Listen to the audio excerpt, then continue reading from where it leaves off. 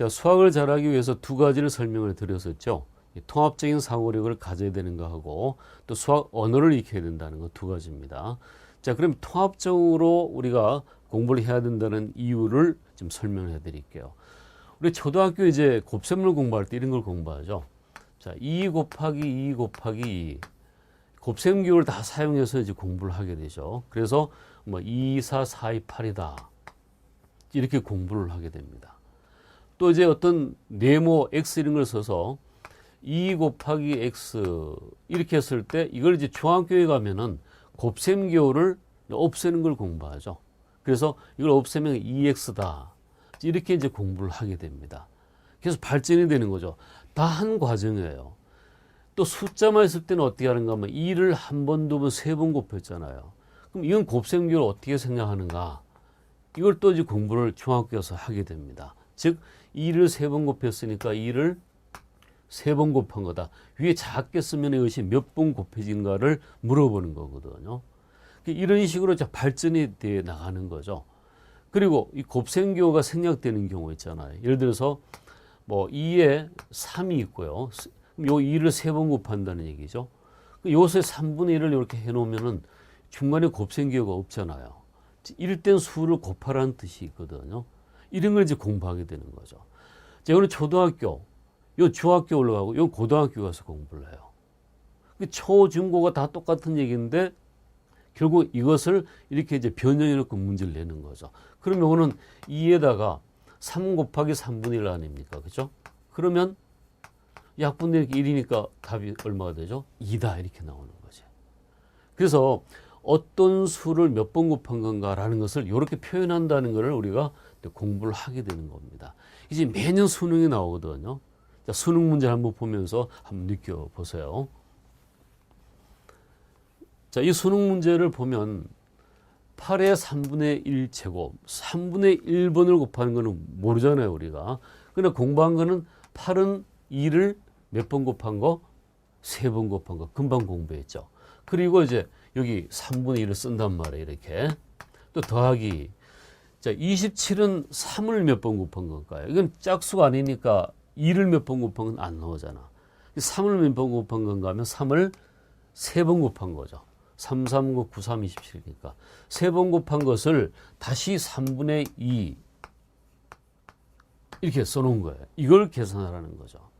초등, 중등, 고등 과정을 거치면서 이런 형태를 물어본 거니까 제곱 곱하라 그랬잖아요. 곱셈기 없을 때는 약분하면 2가 되는 거고 요것도 3 약분하면 제곱만 남죠. 3에 요것만 남단 말이에요. 그쵸? 요거 3을 몇 번 곱한 거다? 2번. 3, 3은 9고 그럼 2 더하기 9가 되니까 답은 11이다. 이렇게 해서 답은 4번이 정답이다. 이게 수능 문제예요. 어렵지 않아요. 이렇게 초등학교에서 배운 것이 통합적으로 나오는 이 과정들을 알아두면 너무너무 쉬워요. 이 고등학교 가면 뭐 지수법칙, 뭐 공식을 외우라는데 다 외울 필요가 없다 이거죠. 이해한다면. 자, 그러면 2017학년 거 한번 볼게요. 문제를. 좀 쉬웠다 그랬죠, 이번에. 보면 비슷해요, 문제는. 자, 8 곱하기 2의 빼기 2죠. 마이너스 2제곱. 그러니까 이 8은 2를 아까 얘기했지만 3번 곱한 거고 또 2에다가 요거 마이너스 2로 돼 있죠. 2번 곱한 걸 빼라는 뜻이잖아요. 2를 3번 곱한 거고. 간단하잖아요. 3번 곱한 건데 2번 곱한 거 빼면 한 번 남잖아. 답은 2예요, 그냥. 네. 그래서 답은 2번이다. 이렇게 계산하는 거예요. 너무너무 쉽잖아요. 그죠? 또 다른 예를 한번 들어볼게요. 앞에서 우리가 어림수 공부했잖아요. 어림수. 자, 어림수라는 거는 뭔가를 우리가 배웠는데 한번 복습해 볼까요? 자, 어림수는 또 다른 말로 뭐라 그랬었죠? 중학교 가면 그렇죠. 근사값. 이렇게 배웠고 고등학교 가면은 금방 잊어버리셨죠? 이것이 극한값이다. 예. 자, 이것을 기호로 나타내면 뭐였죠? 리미트. 예. LIM 요 글자만 보면은 아, 이것이 어림수였구나라는 걸 이제 알아두면 되는 거죠. 자, 그러면 이제 어림수 문제도 매년 4문제 이상 나와요. 자, 이것도 보면 자, 여기 LIM 딱 써놓습니다. 고등학교 대입 수능 문제니까. 여러분 이제 대입 수능 문제 푸는 거예요, 지금. 자, 어림수 알아 이렇게 읽으시면 돼요. 뭐 극한값이고 얘기할 필요가 없고 어림수 가라 이렇게 얘기하는 겁니다. x가 그러면 1에 가깝다. 화살표 쓸 때는 1이 아니라는 얘기고 이것이 x가 1일 때는 이렇게 쓰죠. 1에 가깝다. 그러니까 어림수로 해가지고 그냥 1이다라는 뜻이에요. 요 말은 같다고 보시면 돼요. 그냥. 이런 언어적인 것을 알아두라는 얘기죠. 기호도 다 언어니까. 자, 그러면 이렇게 두고 자, x-1이고요. 분자에도 x-1이 있고 여기다 x 예를 들어서 뭐 더하기 3이 있다. 자, 이렇게 놓고 이것이 뭔가 하면 대입 수능 문제예요. 이런 형태가. 자, 처음에 이렇게 보면 갑갑하죠. 저게 뭔 말인지 몰라요. 왜? 언어를 모르니까 수학적인. 어림수를 구하는데 x가 1이래. 그러면 분수가 나오면 약분하는 거 공부했잖아요. 분자 분모의 같은 수는 어떻게 없애준다. 이거 없애지고 같잖아요. 그렇죠? 그럼 x가 1에 가깝대. 그러면 x 더하기 3은 어디에 가까워요? 1 대입하면 4잖아요. 답은 4. 이렇게 하시면 돼요. 또 하나 예를 들어 볼게. 초등학교 보면 큰 수가 나옵니다. 큰 수. 지금 교과서에 보면 조까지 나와요. 조까지. 근데 애들이 조를 알아야 될지는 모르지만 하여튼 조까지 나옵니다. 억은 알아둬야 될 거예요. 그렇죠? 아파트가 3억이다, 5억이다 하니까 억은 알아야 되는데 아무튼 큰 수를 초등학교에서 공부를 합니다. 근데 수학에서 큰 수라는 말은 한국말이잖아요. 어떻게 나타내야 될까? 수학적인 언어로 보면 네, 이렇게 나타냅니다. 팔자를 이렇게 눕혀놓은 거. 실타래 같이 이렇게 끝없이 큰 수다라는 것은 이렇게 나타내요. 초등학생들은 큰 수 그러면 억도 필요 없어요. 그냥 만 정도만 알면 돼. 만도 큰 수예요. 어떻게 보면. 이렇게만 가르쳐 주면은 이제 수능 문제 풀 수 있어요. 자, 이를테면 이런 경우입니다. 자, 어림수를 구하는데 x라는 수가 큰 수래. 그럼 우리 초등학생들은 이걸 얼마로 보면 돼요? 10,000원으로 보면 돼요. 10,000원. 그러면 한번 해볼게요. 이렇게 두고 2x 더하기 1, 4x 빼기 10. 자, 이 값을 구하세요. 이게 수능 문제입니다. 자, x가 큰 수면은 큰 수는 10,000원으로 생각하라 그랬죠. 10,000원. 그러면 요 2 곱하기 했으니까 이거는 20,000원. 20,000원에 1을 더하면 어림수가 얼마죠? 그렇죠. 2만 더하기 이런 의미가 없죠. 20,000원. 분자는 만이니까 40,000원에서 10원 빼면 빼는 거 이것도 의미가 없어요. 어림수에서는. 40,000원이 되는 겁니다. 만만 약분되고 2, 4니까 약분하면 2가 나오죠. 이 값은 2가 되는 거예요. 이게 뭔가 하면은 바로 고등학교에서는 극한값 구하라 이렇게 되는 거고 초등학교에서는 어림수 구하라 이렇게 되는 거죠. 풀이는 어림수로 구하는 게 제일 쉬워요. 극한값 고상하게 하지 말고. 자, 대입 수능 문제 한번 볼게요. 어떻게 돼 있는지. 자, 요거 대입 수능 문제 한번 보세요. 자, 이거의 값은 이렇게 바로 나왔죠. 이게 어려워요? 아니죠. 초등학생들은 다 알아요. 뭘로? 어림수 구하라 이렇게. 분수가 나왔네. 뭘 해야 되겠죠? 같은 거 약분하면 돼요. 쉬워요. 뭐가 약분되죠? 큰 수를 한번 따라해 보세요. 어머니 다 아시잖아요. 예. x-에 없어지잖아요. 그럼 x가 2에 가깝대. 그렇죠? 그러면 요거 아까 뭐죠? 몇 번 곱한 거잖아요.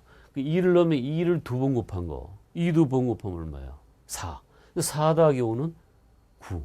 9가 답이잖아요. 이게 답이네. 풀 거 없잖아요. 그렇죠? 또 다른 문제 하나 볼게요. 자, 이것도 수능 문제 바로 따끈따끈한 거 나왔습니다. 자, 이거 뭐죠? 어림수 구하라. 이거 뭐라 그랬어요? 이거 큰 수. 예, 초등학교 교과서 보세요.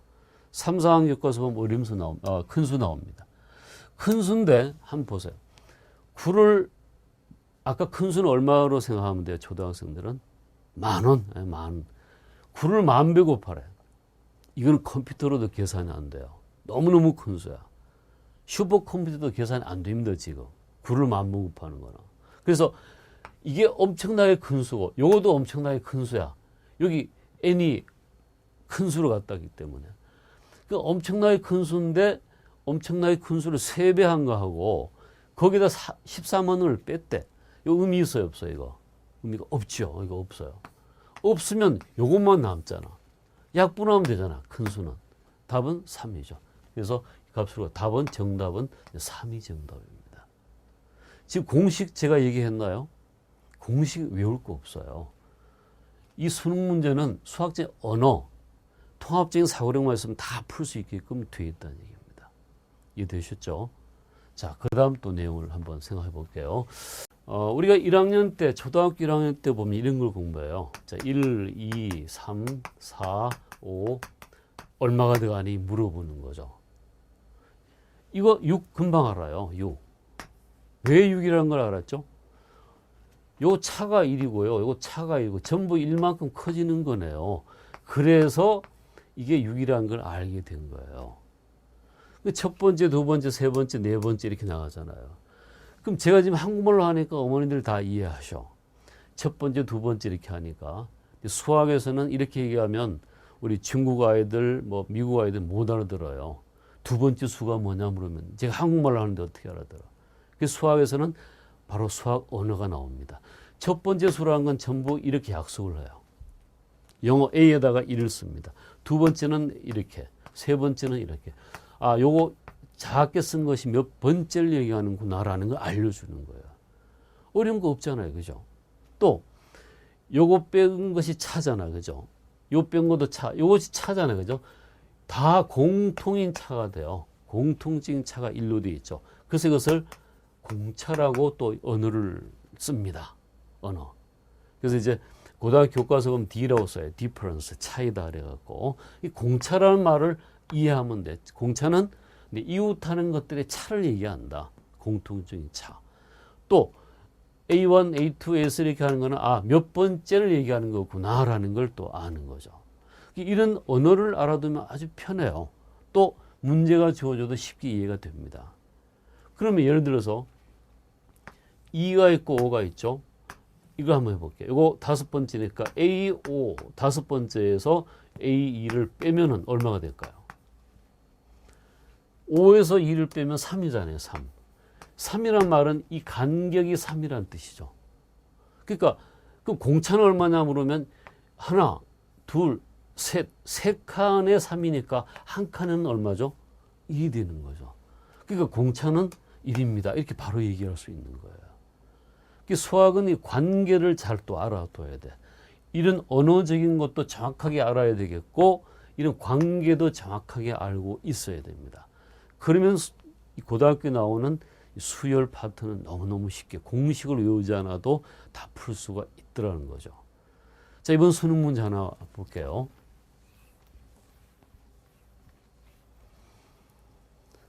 자, 등차수를 이렇게 많이 나왔어요. 말이 나왔죠. 수열은 수의 배열인데 등차다. 이것도 언어죠, 언어.